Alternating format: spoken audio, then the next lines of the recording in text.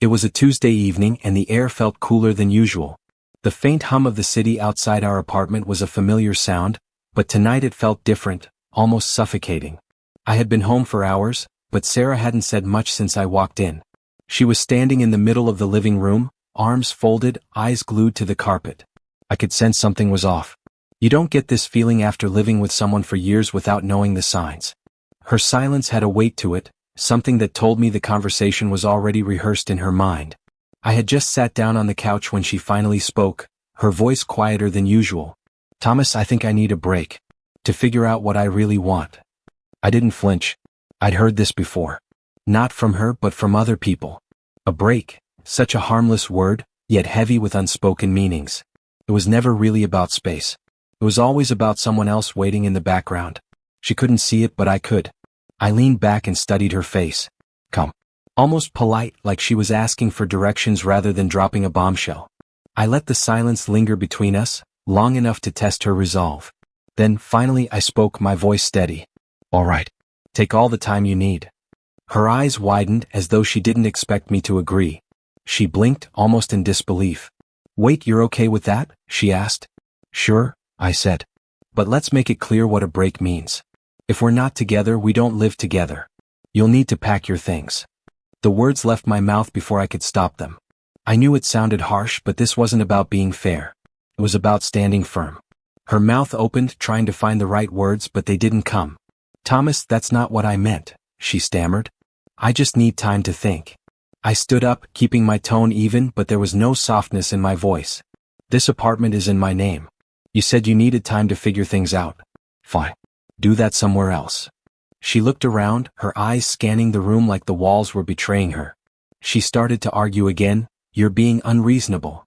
"I'm not throwing you out, Sarah," I said, my voice quiet but firm. "You're leaving by choice. I'm just respecting your decision." I could see her face change. Her eyes welled up, the sadness she'd been trying to keep hidden now spilling over. "So that's it? 3 years and you're just done?" I nodded once, not because I didn't care, but because I had already made my peace with it. "You wanted a break. I'm giving you one." She tried to force a smile, but it faltered as quickly as it came. "I thought you'd fight for me," she whispered, her voice cracking. "You can't fight for someone who's already somewhere else," I said, my words like a final nail in the coffin of our relationship. The silence that followed was thick. She went quiet, and without another word, she gathered what little strength she had left and walked out. I told her I'd be changing the locks tomorrow, and she should take her things before then. She didn't argue. She just stared at me as though she didn't recognize the person standing in front of her.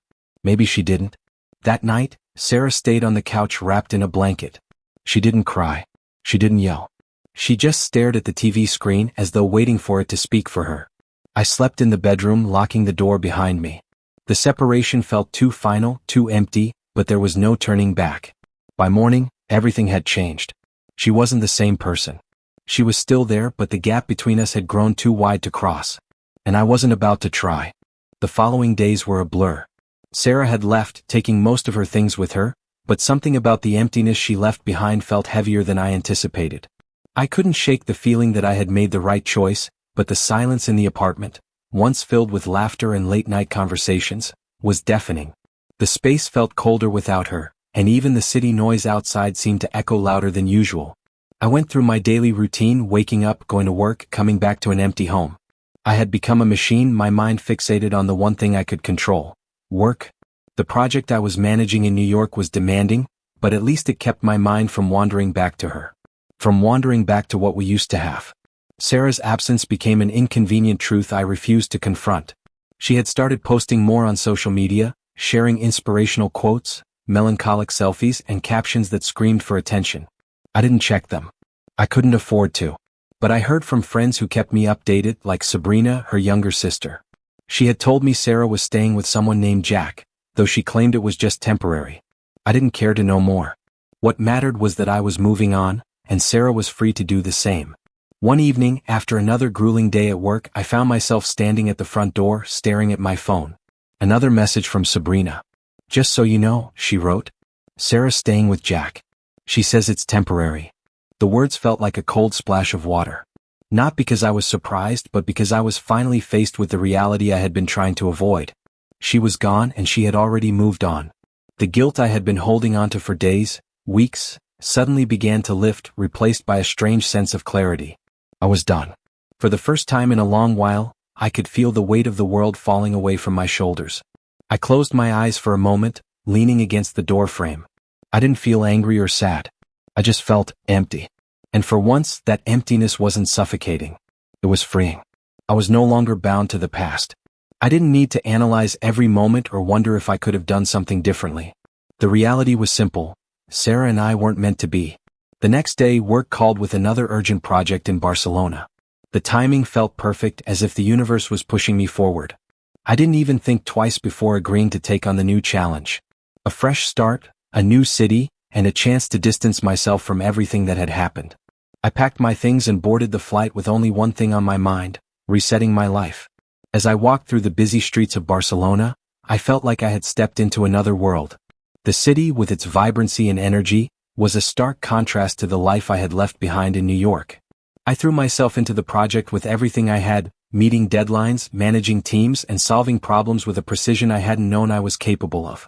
The noise of the city was calming, a backdrop to the rhythm of my newfound purpose. But in the quiet moments when the work was done, my mind couldn't help but drift.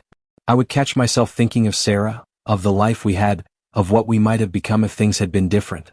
But those thoughts were fleeting, quickly replaced by the satisfaction of progress. I didn't need her to define me anymore. I was rebuilding my life, without her. As I was getting used to the rhythm of Barcelona, another surprise came my way. Sabrina called me one evening with an unexpected bit of news. "You know," she said, her voice hesitant, "Sarah's already telling people you're heartbroken and spiraling." I wasn't shocked. In fact, I had anticipated this. Sarah had always been the type to control the narrative, to make sure people saw her side of the story. But I wasn't interested in defending myself. I had nothing to prove. "Let her," I said, leaning back in my chair. "Truth doesn't need a spotlight." Sabrina fell quiet on the other end. For a moment I thought she might say something more, but she didn't. There was nothing left to say. Sarah had chosen her path and I had chosen mine. There was no need for validation from anyone else. Not anymore. I went to bed that night with a sense of peace that I hadn't felt in months. The next morning, the sun streamed through the windows of my new apartment, and I realized that for the first time in a long while, I wasn't running away from anything. I was simply moving forward. Barcelona had become my refuge. The city felt like a blank canvas, its vibrant streets and buzzing energy offering the perfect escape from the life I left behind in New York. The project I was managing was challenging, but it provided me with a sense of purpose I hadn't realized I was missing. I found solace in the work, in the progress that was being made every day. The days were long, filled with site meetings, approvals, and construction plans, but they were fulfilling. For the first time in months, I wasn't constantly consumed by thoughts of Sarah or the mess we had left behind. Yet, in the quiet hours of the night, when the streets of Barcelona fell silent, memories of Sarah would creep back into my mind. I would recall the good times, the moments of joy we had shared, and wonder what went wrong. But each time, I quickly pushed those thoughts aside, reminding myself that I was here now, rebuilding something new. A new life. A new me. One evening, after a long day at the project site, I received a message from Sabrina. It had been a while since we'd last talked, and I didn't expect to hear from her. The message was brief, but it hit me like a jolt. "I saw Sarah today," she wrote. "She's still with Jack. I thought you should know." I stared at the message for a moment, letting the words sink in. Part of me felt relieved, almost indifferent, but another part of me wondered if Sarah was really okay. But I quickly realized that it wasn't my concern anymore. I had spent too much time questioning her actions, and now I was done. I set my phone down and went to the balcony, looking out at the city. The warm evening breeze brushed against my face as I watched the lights of Barcelona flicker in the distance. I realized that I was no longer waiting for answers, no longer hoping for a resolution with Sarah. I had found my own peace here, away from the drama and the uncertainty. Life in Barcelona was simple, clear, and forward-moving. There was no need for anything more. A few weeks later, Sabrina reached out again. Her tone was softer this time, more cautious. "You're doing all right, right?" she asked. "You've seemed different since the move." I didn't respond right away. What could I say? The truth was, I felt better than I had in a long time. I was healing, growing, and finding a new rhythm. I had let go of the past, not because I was bitter, but because I had come to understand that holding on to it would only keep me from moving forward. "I'm good," I replied simply. Better than good, actually. We talked for a while longer, catching up on little details of our lives, and it was during that conversation that I realized something. I wasn't angry anymore. I wasn't even sad. All the pain, all the frustration had faded into the background. What remained was a quiet acceptance. I had been given a second chance, not at love but at life. And this time I was in control of it. The days passed by with a sense of contentment that I hadn't experienced before. The project in Barcelona was nearing completion, and my team had performed beyond expectations. I was proud of what we had accomplished, and the client was happy. The city itself felt like it was welcoming me, like it knew I was exactly where I needed to be. But then, one afternoon as I was walking back to my apartment after a long meeting, I saw her. Sarah. It was completely by accident. She was standing on the sidewalk across the street talking to someone. When she saw me, her face froze for a moment, as if she hadn't expected to see me here, of all places. We locked eyes, and for a split second I saw something in her gaze. A recognition, a flicker of the past. But before either of us could say anything, she quickly looked away, continuing her conversation with the person beside her. I stood there, frozen in the middle of the street, watching her walk away. There was no rush, no feeling of regret. In that brief moment, I realized that I had already let go. The Sarah I knew was gone, and the person I had become was standing right in front of me. I didn't need closure. I didn't need an explanation. Life had moved on, and so had I. I turned and walked back to my apartment, the weight of the past no longer weighing me down. As I entered the building, I couldn't help but smile. For the first time, I felt completely at peace. Weeks went by, and I continued to settle into my new life in Barcelona. The project I was managing was finally nearing completion, and I was already looking ahead to the next challenge. There was a sense of fulfillment in the work, but it wasn't just about the professional achievements anymore. There was something else, something deeper that I hadn't fully realized until now. I had stopped thinking about Sarah, at least consciously. But the changes in me were undeniable. I was becoming someone new. My mornings were no longer spent in a haze of regret, and my evenings weren't consumed by lingering questions about what had gone wrong in our relationship. The absence of stress, the absence of drama felt refreshing. I was reclaiming my life, one quiet moment at a time. The work in Barcelona was absorbing, and I began to establish new routines. I explored the city, tried new foods, met new people, and learned more about the world outside of my own narrow scope. Sabrina, always thoughtful, had visited me a few times, but I had noticed a shift in our relationship. The conversations had become more open, more genuine, as if the weight of the past had finally been lifted from both of us. One night, Sabrina and I found ourselves on a rooftop bar in the heart of the city, watching the sunset over the horizon. It was a beautiful sight, the city bathed in soft golden light, and for the first time in a long while, I felt truly at peace. "You know, it's strange," Sabrina said as she took a sip of her drink. "I always thought you'd be the one to fall apart after everything with Sarah. But here you are, thriving." I smiled at her words. "I guess sometimes you need to fall apart to rebuild yourself stronger." Sabrina looked thoughtful for a moment. "I've seen how hard you've worked to get here, and how much you've changed. It's like you've left that old version of yourself behind in New York." "I have," I said quietly, my eyes tracing the outline of the city below us. "I had to. Holding on to the past wasn't helping me. I needed to let go of it all, Sarah, the heartache, the confusion, and focus on what really mattered. Me." She nodded, her expression softening. "You've found your peace, haven't you?" "I think I finally have," I replied. The conversation drifted into other topics, and we talked about everything and nothing, about work, about life, about what came next. It felt natural, like we had finally stepped into a space where we could both be ourselves without the past hanging over us. As the night wore on, I couldn't help but feel grateful for the place I had found myself in. It wasn't just about the job or the city anymore. It was about me. For the first time in a long while, I felt like I had everything under control, like I was no longer fighting to keep myself afloat. I had steadied the ship. And then, the following week, another unexpected twist came. I was at the office, going over the final details for the project's delivery, when I got a call from my old boss in New York. "Michael." "Thomas," he said, his voice familiar yet distant. "We've got an opportunity for you back here. We need someone with your expertise to manage a high-stakes project. Are you interested?" I sat back in my chair, feeling the weight of the decision pressing down on me. New York. It had always been home. But was I ready to return? Hadn't I already found something better here in Barcelona? "You're in demand, Thomas," Michael continued, sensing my hesitation. "But we need you here." I sat in silence for a moment, weighing the offer. Part of me wanted to say yes. The familiar pull of New York, of everything I had left behind, was strong. But then I thought of Barcelona, the freedom I had found, the peace that had come with starting over. Thanks, Michael, but I think I'm going to pass on this one, I said finally, the decision feeling right as the words left my mouth. I've built something here. And I'm not ready to walk away from it just yet. I hung up the phone and sat there for a moment, letting the reality of my decision sink in. I had chosen to stay. I had chosen this new life. And for the first time in a long while, I felt a surge of pride in my decision. This was my future and I was in control of it. That night, as I stood in the kitchen of my small apartment, preparing a simple dinner for myself, I realized that I had come full circle. From the chaos of the breakup to the quiet stability I now had, I had found something I never thought I would again, myself. And in that moment, I understood that peace wasn't something you waited for. It was something you built. I was no longer the person who had been afraid to move on. I was no longer the person who had been broken by the past. I was Thomas and I was finally living for me. And for the first time, I didn't need to look back. The days in Barcelona started to blend together in the most comforting way.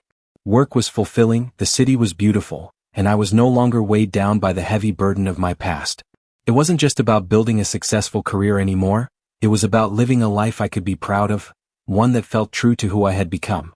As I walked through the familiar streets of Barcelona one evening after work, the sun dipping below the horizon, I felt an overwhelming sense of calm. The world around me was moving, full of people rushing from one place to another, but for the first time in a long time, I didn't feel like I was chasing anything. I wasn't trying to outrun a bad memory or hold on to a fading relationship, or even keep up with some impossible expectation. I was simply walking, existing, and it was enough. I had made peace with everything, with Sarah, with my past, and with the version of me that had once been so unsure of everything. I had finally figured out what I wanted, not in the grand scheme of life, but in the little moments that made up each day. Peace, clarity, control, and most importantly, freedom. That evening, as I walked along the promenade by the beach, I received a text message from Sabrina. It had been a few weeks since we last spoke in depth, so her message was a pleasant surprise. I heard from some of our mutual friends, she wrote. Sarah's back in town. She's been asking about you. I stopped walking, the words catching me off guard. Sarah. The name felt distant now, like a part of my life that had long been filed away under past. I had moved on, yet the thought of her still brought a strange twist to my stomach. Not because I wanted her back, but because I realized how much time I had wasted holding on to something that wasn't meant for me. I quickly typed out a response. Let her, I wrote. I'm done looking back. I knew that Sabrina understood. There was no need for further explanation. She had seen how much I had changed, how far I had come since that night I told Sarah to leave. The next day, while I was at the office finalizing the last of the project details, my phone buzzed with a call. I glanced at the screen and saw the name that I had not expected to see pop up, Sarah. For a moment, I hesitated. The memories of our time together flooded back, but they no longer carried the weight they once did. I had changed. I had found a place where I could breathe again. I let the phone ring through to voicemail. I didn't need to pick it up. I wasn't looking for closure and I didn't owe her an explanation. I was living my life for the first time in ages. That was enough for me. By the time the voicemail alert appeared, I was already focused on the work in front of me. It wasn't until later that evening, while relaxing at home with a glass of wine, that I decided to listen to her message. Thomas, I don't even know where to begin. Sarah's voice crackled through the phone, strained and uncertain. I've been thinking a lot. I know things ended badly, but I want you to know that I'm sorry for everything. I never meant to hurt you. Her words were sincere, but they didn't have the same impact on me that they might have a few months ago. The guilt, the longing, the bitterness that had once festered in my chest were all gone. I had forgiven her long before she'd ever spoken these words. But I realized then that the apology was for her, not for me. I sat back in my chair, staring out the window at the city lights below, and simply said to myself, it's over. And for the first time it didn't sting. The next few days passed in a blur of work and quiet moments. I spent time walking around the city, reflecting on how much I had changed. The world around me had remained the same, but I had evolved. I no longer needed validation or closure from anyone. The only person whose approval mattered was mine. I had come to terms with who I was and where I was headed. And that was the most liberating feeling I'd ever experienced. One evening, as I walked into my favorite cafe near the beach, I saw Sabrina sitting by the window looking out at the ocean. She smiled when she saw me, and for the first time, I didn't feel like the same person I once was. We'd come a long way since that day in New York, since Sarah's departure, and since the moment I had finally decided to let go. You seem different, Sabrina said with a raised eyebrow as I sat down across from her. I am, I replied, a small smile forming on my lips. I'm exactly where I'm supposed to be. She nodded, taking a sip of her coffee. I'm proud of you, Thomas. I'm proud of me too, I said, looking out at the sea. I think I've finally figured out what matters. And it's not about her. It's not about the past. It's about moving forward. And I'm doing that now. Sabrina's smile was warm, and we sat in comfortable silence for a while, both of us content with the knowledge that the past was behind us, and the future was waiting. And for the first time in a long time, I wasn't afraid of it.